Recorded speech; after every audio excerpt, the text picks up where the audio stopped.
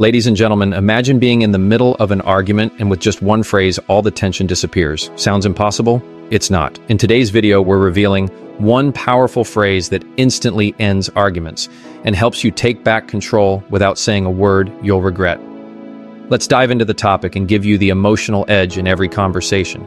If you're ready to communicate with confidence and calm, hit that subscribe button. This is the tool you didn't know you needed. There's something truly profound about the power of words, especially when we choose the ones that feel hardest to say, like the kind ones. It's easy to retaliate. It's easy to mirror the energy that's coming at us when someone's being rude, disrespectful, or just plain hurtful. In those moments, the gut instinct is often to strike back, to protect ourselves, to level the playing field with a quick jab or sharp comment. But here's the thing, despite how satisfying that might feel for a split second, it never leaves you feeling whole, it never leaves you proud.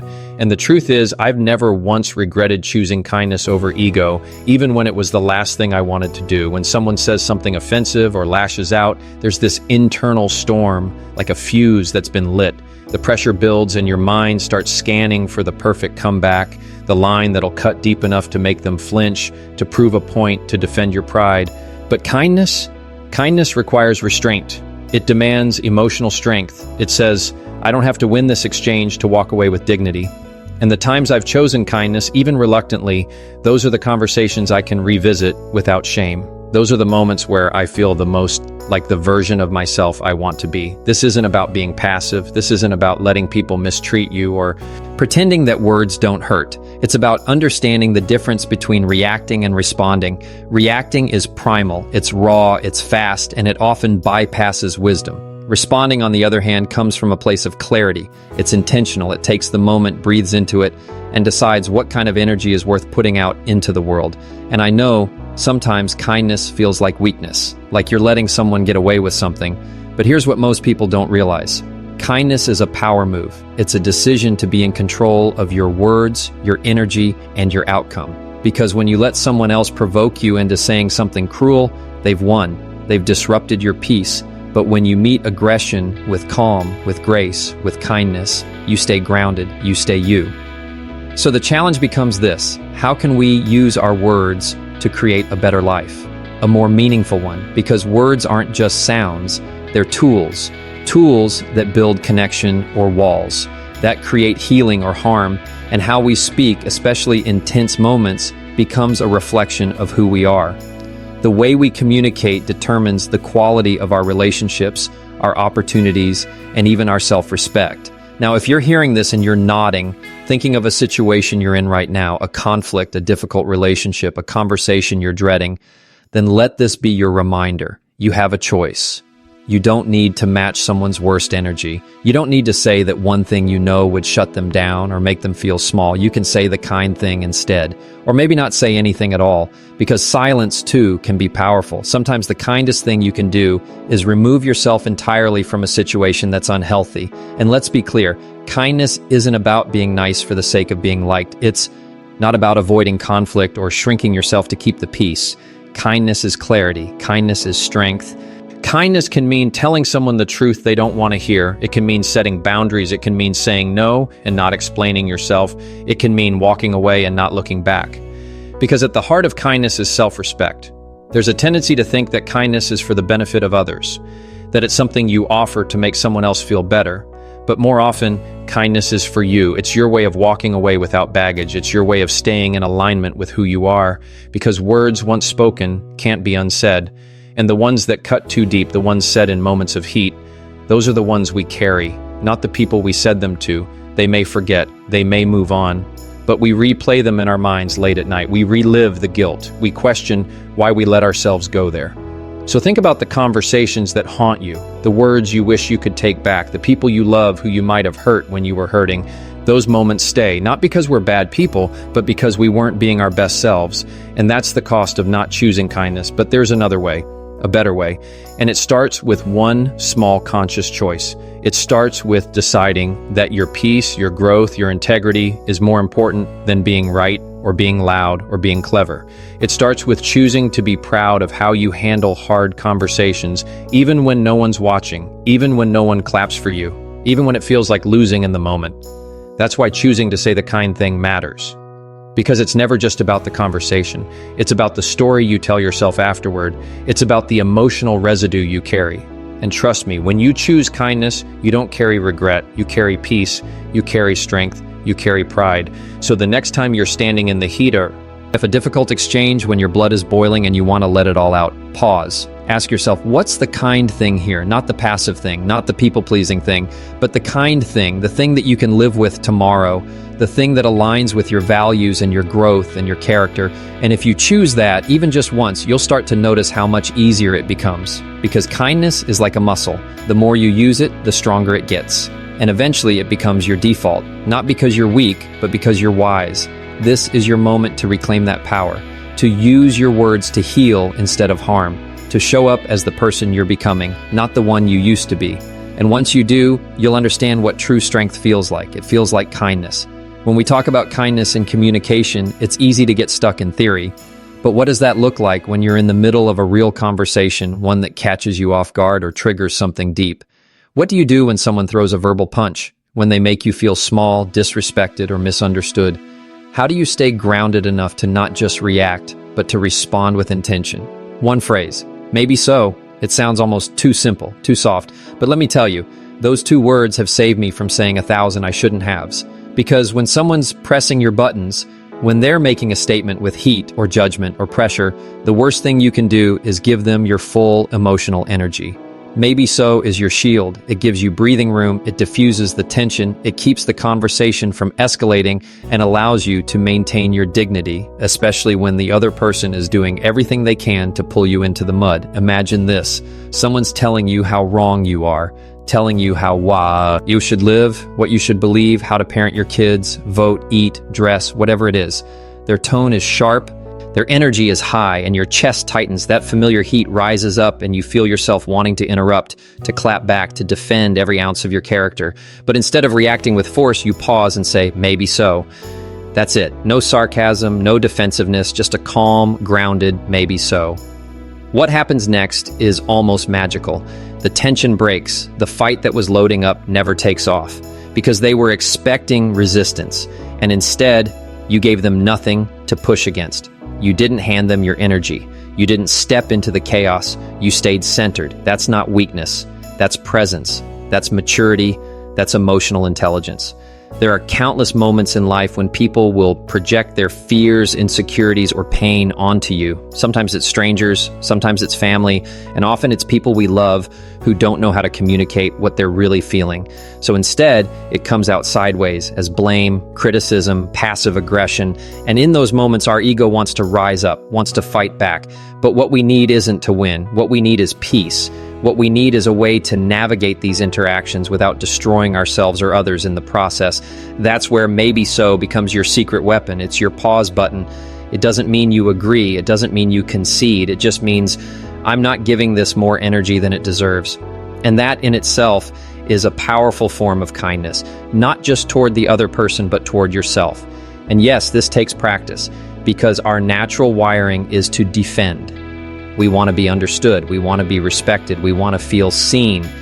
But here's the reality. Not every conversation is worth the cost of your peace. Not every opinion needs a response. Not every moment needs to turn into a battle. There's power in choosing to not make everything a thing. It doesn't mean you're not standing up for yourself. It means you're choosing when and how you do it. You're preserving your energy for the conversations that actually matter. You're choosing where to invest your voice. And when silence or a simple maybe so says everything that needs to be said. And the beautiful part is over time, you begin to feel the shift. You become less reactive. You become more grounded. You find that you're able to let people have their opinions without needing to correct them. You stop walking away from conversations feeling drained or ashamed. Instead, you feel like, yeah, I showed up the way I wanted to. I didn't let that person take me out of character. I kept my center. That's growth. That's power, that's peace. And there's another layer here. When you use this approach, when you respond with calm presence rather than heat, you teach people how to treat you. You show them that you're not available for petty conflict, that you're not here to match every jab with a counterpunch. You begin to set a standard silently for what your communication space feels like. And that has ripple effects far beyond the individual conversation. It affects how people approach you, how they speak to you, how they respect your boundaries. You're not just diffusing tension, you're shifting the tone of your relationships.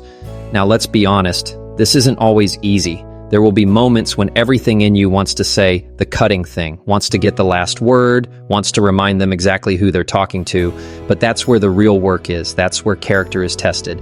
That's where kindness becomes strength, not softness. Kindness doesn't always look like a smile. Sometimes it looks like a quiet maybe. Sometimes it looks like walking away. Sometimes it looks like refusing to enter a fight, even when you know you could win it. Bika. Use real power isn't about domination, it's about regulation. It's about knowing what matters to you and not allowing anyone to pull you out of alignment with that. And let's not forget, there will be moments where you fail at this, where you lose your cool, where you say the thing you regret, where your mouth moves faster than your heart. That's part of being human. We all mess up. We all say things in the heat of the moment that we wish we could take back. But the goal isn't perfection, it's progress. It's building the habit of awareness. It's catching yourself sooner. It's pausing more often. It's developing the inner muscle that lets you stay calm when everything around you feels like chaos. That's what maybe so is. A reminder, a pattern interrupt, a small phrase with massive power, a tool you can use to shift your energy in a conversation instantly, without anyone else having to change. That's the beauty of it. It's completely within your control. You don't have to wait for someone else to be kinder first. You don't have to wait for the situation to be calm. You don't have to wait for the perfect moment. You can use it anytime, anywhere. And when you do, you'll start to notice something remarkable. The more you use it, the less conflict finds you, the less chaos follows you, the more respect you earn, and the more grounded and free you feel in your own skin. Because you've chosen not to carry the weight of unnecessary conflict. You've chosen not to let every sharp word land. You've chosen not to make yourself small in the face of other people's noise. You've chosen the kind thing. And in doing so, you've reclaimed your power, not by overpowering someone else, but by mastering yourself. There's something we so often forget in the heat of a conversation. The moment you're in right now isn't the whole story. It feels like everything, doesn't it? When someone disrespects you or misunderstands you, when you're arguing with a partner or being criticized by a coworker, your world narrows down to that single interaction. You feel every heartbeat, your thoughts sharpen into weapons, your voice wants to rise, you start drafting a speech in your head that will win this exchange, that will prove you're right, that will leave them stunned. But pause for a moment and ask yourself this: what will this conversation look like tomorrow, next week, 5 years from now? Because here's the truth. We live with the aftermath of our words far longer than we live in the moment we say them. We don't just carry the memory of what was said, we carry the feeling it left behind. And if you've ever said something in the heat of an argument, something that didn't align with who you want to be, you know exactly what that weight feels like. You replay it in your mind, you hear your own voice and cringe. You wonder what would have happened if you'd paused just 5 more seconds, if you'd taken a breath, if you'd walked away. That's why it's so important to step outside the conversation, even while you're in it. Picture your future self looking back, not just from the next day, but from a year down the line. Would that version of you be proud? Would they admire the way you handled the situation? Would they say, yes, you kept your center, you stayed aligned with your values, you did the right thing, even when it was hard? That's a high standard, but it's a powerful one. Because when you use that future lens, your perspective changes. You stop focusing on winning the moment, and you start thinking about winning the long game, about preserving your character, about protecting your peace, about honoring your integrity, even when no one else in the room is honoring theirs. And sometimes the only way to gain that clarity is to delay the conversation. That's not weakness, that's wisdom. It's completely okay to say, I'm not ready to respond right now. Can we talk about this later? Giving yourself time doesn't mean you're avoiding the issue. It means you're giving yourself a chance to show up as your best self, to come back to the table with a clear head, a calm heart, and a message that reflects who you are, not just how you feel in the moment. We live in a world that pressures us to respond instantly. Emails demand replies. Texts expect instant clarity. Social media trains us to react, not reflect. But the best communicators, the most grounded people, don't rush. They listen, they process, they give their words the weight they deserve. Because they know one powerful truth: how you communicate shapes how you're remembered. So start asking yourself before any major conversation, what do I want to feel after this is over? Do I want to feel relief, pride, peace? Or am I about to say something that will bring me shame, that will make me question myself later? This is a compass you can use in every part of life, whether you're in a relationship, at work, with family, or just having a tough talk with yourself. Because the real win isn't who had the last word. The real win is being able to sleep at night knowing you didn't compromise your values. You didn't take the easy, reactive path. You didn't let anger write your script. And here's something else to consider. Not every conversation is meant to be salvaged. Not every person is meant to stay in your life. Sometimes the kindest thing you can do for them and for yourself is to leave the conversation entirely. Kindness doesn't always mean staying. It doesn't mean tolerating mistreatment or pretending you're okay with things that hurt. Sometimes the kind thing is closure. Sometimes it's distance. Sometimes it's saying, this doesn't serve me anymore, and walking away with your dignity intact. That kind of choice, it takes real courage, it takes clarity, and it takes trust in yourself. Trust that your heart knows when to stay soft and when to stand strong. Trust that you can be kind and firm at the same time. Trust that you don't have to explain your boundaries for them to be valid. And he's what's so beautiful about this approach. It's not about perfection, it's about presence. You don't need to get it right every single time. You just need to be intentional, to be awake in your communication, to choose your words like you're building something, not burning something down. The real goal isn't to avoid all conflict. That's impossible. The goal is to rise above unnecessary conflict and be proud of how you handled the ones that matter. Because every conversation is a chance to either create connection or create a scar, a chance to grow or to wound.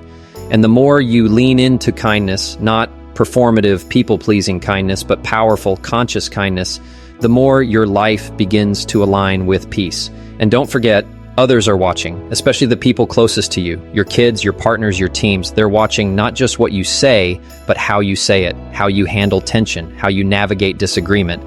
They're learning from your presence. They're learning from your tone. So every time you choose the kind thing, you're not just setting an example, you're setting a legacy. So what does this look like in practice? It looks like choosing clarity over chaos, choosing empathy over ego, choosing silence over snark, choosing to pause instead of pounce, choosing to speak like the person you're becoming, not the person your pain once made you.